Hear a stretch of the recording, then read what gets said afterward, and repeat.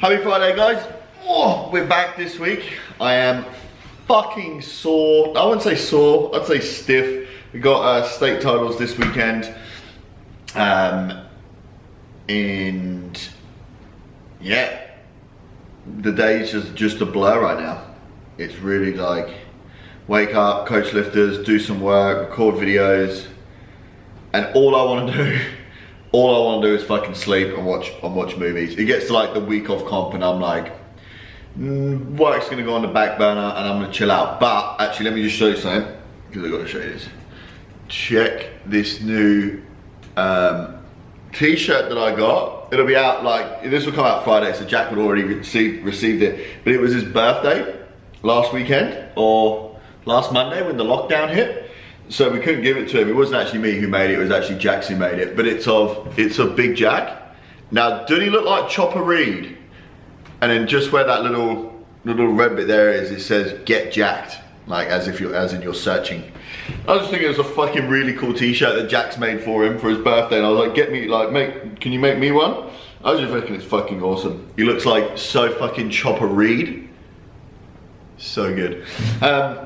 But yeah, so today let's talk about five leg exercises that will strengthen your squat. You know, I've spoken a lot about it in the past. The power of your strength comes from the muscles around the hips and legs, okay?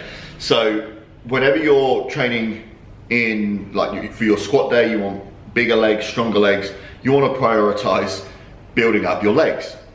And these are just some exercises that I fucking love putting in programs. I enjoy doing myself in a weird, like in a sadistic way, not because any of these are pleasant when you're fucking inside of them. Like, a lot of them are fucking nasty. You can make all of these exercises nasty, but I just know that I've seen such a good carryover in both my like leg development in terms of growth, as well as just working on like technique for myself as well as my lifters. And these are in no particular order. And the first one that I want to start with is the belt squat. Now, if you do not have a belt squat, oh, fuck, you're missing out, because the belt squat, a lot of people use it to take pressure off the lower back, right?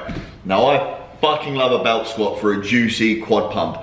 I've played around with this thing heaps, you know, from driving my hips as far back as you can to really target those glutes and a little bit of the old hamstrings in there. But what I really like them for is quad development. I fucking love a more of a close stance, really increasing the range which I'm working in, and just getting a sick pump on my quads. I've even put like a 2.5 kilo plates under my heels at times, just so I can, you know, create even greater depth, get his ass to grass essentially. And just the quad pump from it, if you're not just like bang, bang, bang, bang, bang, if you're just loading up the quads, squeeze the fuck out of the quads on the way up and really lock in the quads on top, your legs, they're just full of fucking blood after it.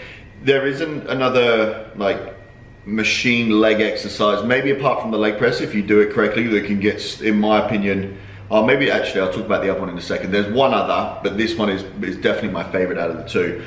And with the belt squat, obviously, you just load up the sides. It takes the pressure off your lower back. You don't have to use any of your upper back really in it. You've got a bar there in front of you, and it's just move a fucking serious amount of weight for, you know, when we're talking about reps here, I'll often give like sets of 8 to 10, but I've done sets of like 15. I've done as high as 15, as low as like 6 heavy reps.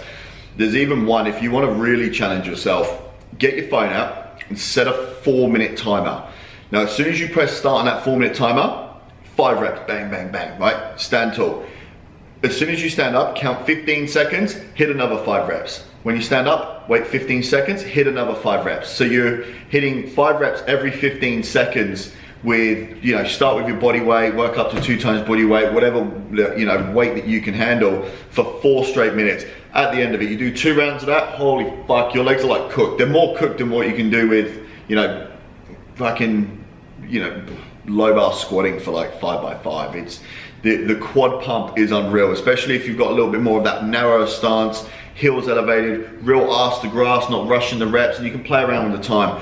But my first exercise that I will give you for strengthening your legs, both from a hypertrophy standpoint or from a strength standpoint, because you're on a machine, you can load the fucker up as much as you want, you know, is the hack squat.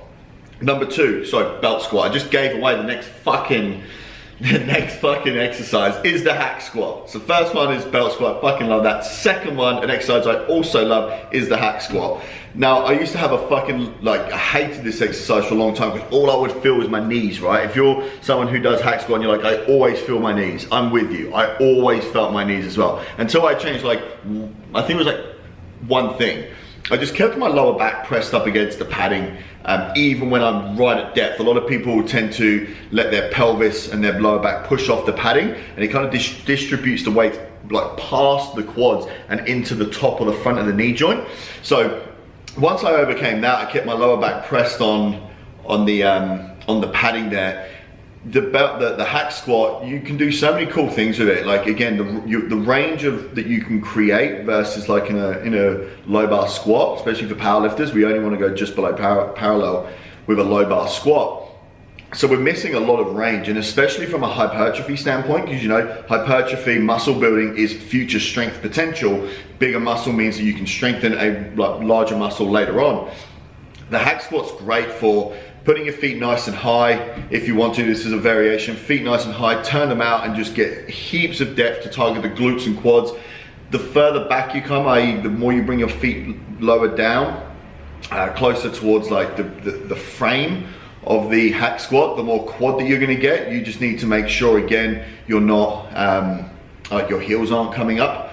So I usually get people to stick 2.5 kilo plates under my heels as well, so I can get further and further down and my heels don't come off. I can press into the plates, and I know if I'm not pushing into my heels because the plates slip out. So again, there's something else to think about with keeping my back pressed against the padding, plates under my heels, really fucking targeting my quads there. As you can see, I'm a real big fan of like quad exercises. I fucking love a fucking pair of juicy hams on those legs there.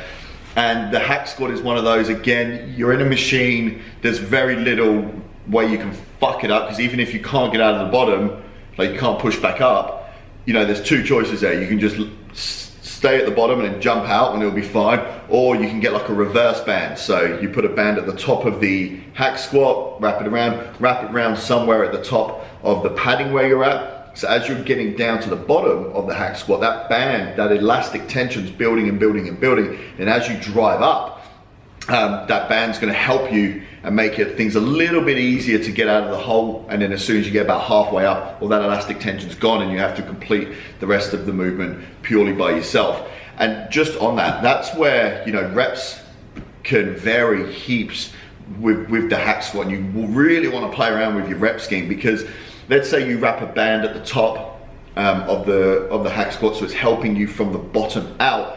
You can load more weight, right? You can load more weight on the machine itself, because as you're coming down, there's all that elastic tension right as you're at the bottom, and as you push up, that's going to help you come up about halfway, and then you get to finish off the rep itself. Likewise, another reason why I like the hack squat is if you're doing, you know, some more volume reps, you don't want to add any more plates, but you want to, you know, add another level of difficulty outside of reps, you can always add bands at the bottom. So the band is now, the elastic tension is when you're at the top, and then as you come down, that tension drifts off. So as you drive back up, again, that elastic tension builds back up again, adding an extra resistance at a specific part of the movement. And that's why, again, you know, the further back you have your feet, get some plates under your heels, play around with bands, play around with your reps and sets. Again, I've gone as high as 15, low as 5 reps on this one, like a heavy set of 5. I did that with the band on as well. And just sets of like fucking 5 sets of anywhere between like 5 to 15. Load that motherfucker up and just give it like 2 training blocks of keeping it in there. Keeping your lower back pressed against the padding so you don't end up transferring it to your knees. It's on point, man. I really, really like it. So those are the 2 exercises that I wanted to start with, purely because, right, after I finish states, I'm going into like a pure muscle building. I'm gonna just, you know, not compete for the rest of the year, and I wanna make some big growth, or put some like slabs of muscle onto my frame. for the rest of the year. So I'll get like a solid, what, like 8 months of pure like hypertrophy work, and then I'll compete next year. And these are exercises I'm going to be using. I know the belt squat and the hack squat is going to be a staple inside of my program, you know, for most of the year. And there's plenty of variations, reps and set schemes that you can play around with. Bands you can include. Same thing with like the leg press. The leg press is just a pretty fucking generic one in there. So that was number 2. The third one is, this is more barbell work now, a pause squat. Pause squats are fantastic. I use them for myself and any lifter that I find tries to bounce at the fucking bottom of the squat. I'm going to talk about in another video how to not get folded in a squat. And a big hint here is not bouncing. Right? When people kind of bounce out of the squat, they're relying on momentum, not stability and strength. So pause squatting allows the individual to come down, completely pause at the bottom, holding tension in their legs, their brace, their upper back, and then driving up from there. The way that's going to help obviously strengthen your squat is at the hardest point for most people. It's right when you're below depth, right? Sorry, below depth, below parallel at depth. And they don't know how to stabilize, right? They get a little bit panicky. So you leave someone in there for say 3 to 5 reps over 3 to 4 sets. And you leave them in there for about 2 seconds so they can learn and not be scared or panic at the bottom of the squat, know areas that they need to get tighter in, and then driving up from there. That'll strengthen your squat, not necessarily by strengthening the muscle, but it strengthens you in a position that you're weakest in, right? So pause squatting is fantastic. I use it, I've used it at the start of a program. I've used it as a secondary to my main low bar or high bar squat. I think they're a fucking fantastic exercise. Again, reps, I never normally go any higher than 5 just because fatigue sets in and you see someone breaking down, not because they're weaker, but because fatigue set in. It's hard to, you know, if I can sit there for 2 seconds and stay tight as well as not get gassed out. There's other exercises that you can work on, like your conditioning, etc. on. So like reps, no more than 5 sets. I'll give it like 3 to 4. And the load you can vary anywhere from like 50% up to like 75%, maybe 80% in individuals, depending on what phase of your program you're in. And again, I know that's a wide percentage to work within, but that's also really good for a beginner who, you know, stays pretty close to their 1 rep max because the weight is so light. They can do pause squatting very close to their working weight, versus you've got more of an advanced elite level lifter who squats well into the 2 or 300s. You know, try sitting there, you know, pause squatting 250 kilos. It's just gonna fucking gas you out and maybe be problematic. So you can pull that weight to say 50% of what you're doing all the way up to 75, maybe 80%, depending on your reps and sets. Fantastic fucking exercise. On the back of that, this exercise is one of the top 3, in my opinion, toughest exercises out there. The tempo deadlift is probably the hardest exercise for me, but it's not what I'm talking about. What I'm talking about is a tempo squat. So tempo squats, again, fucking so many variations you can do use with this tempo. Someone loses, but the basic principle of it is slow down, pause, slow up. Now again, we're strengthening a position here as well as a muscle, but really making sure that as you're squatting down, you're not losing tension at your hips, your brace, your upper back tightness. You're gonna pause in the squat, which obviously I've already spoken about, and then it's your job to hold that same position, making sure your knees don't collapse in, you don't get folded in the squat all the way up. Tempo squatting is fucking great, and like I said, with the tempo itself, you can do like, if you wanna be a real cunt about it, you can do like 3 seconds down, 2 second pause, 3 seconds up, but you can also do like 2, 2, 1. Where do you break down the most? Do you break down on the way in? Do you break down at the bottom? Do you break down on the way up? That's where you can really target that tempo and go, okay, I'm pretty good on the way down. It's when I'm holding and on the way up. So you can do like a 1 second down, 2 second pause, 3 seconds up, change it around wherever it is for you. And again, with the reps and sets, I'll do no more than 5 here. You can imagine how fucking taxing a tempo squat is. It's like a pause squat on steroids. You know, no more reps than 5. Sets 3 to 4 reps, depending on how many where it sits in your program and if you've done squats just before it. And then the load, again, similar principles, anywhere from like 50% up to like 75, 80%, depending on your rep scheme, the amount of weight that you move. But play around. But I'd normally just, if it's your first time doing it, start at 50% and then don't just fucking jump up to like 70%. Do like 55%, 60%. And it's great for just recording and slowing everything down and nitpicking at your position. It is what I would consider a leg exercise that strengthens your squat, but more from a positional point of view and a stability point of view, so you can get stronger in that versus like a hack squat or a belt squat where you can just go ham on that motherfucker. And then finally, the fifth exercise is a Bulgarian split squat. Now there's so many variations that you can use this. You can do like a Bulgarian split squat, you can do a front foot elevated split squat. You know, you can do even just, you can transfer it over to a lunge as well if you wanted to do a lunge, and there's fucking heaps of variations there. But a Bulgarian split squat, I use it for a couple of things. I think it's great for coordination with new lifters. You try to get a new lifter to stand on one fucking leg and perform a Bulgarian split squat, even maybe a lunge, and they're like fucking all over the place. They look like a piss head at 2 o'clock in the morning. So you can give them a stick first of all, then you remove the stick.